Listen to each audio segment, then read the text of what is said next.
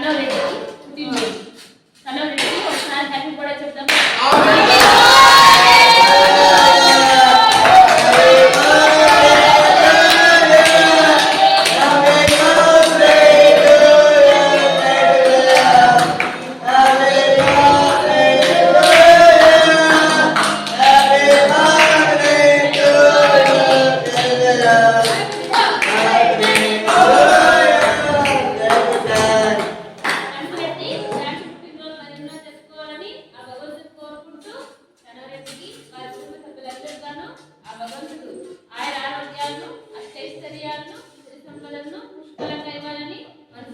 భగవంతుని కోరుకుంటూ కనవరెడ్డికి happy birthday.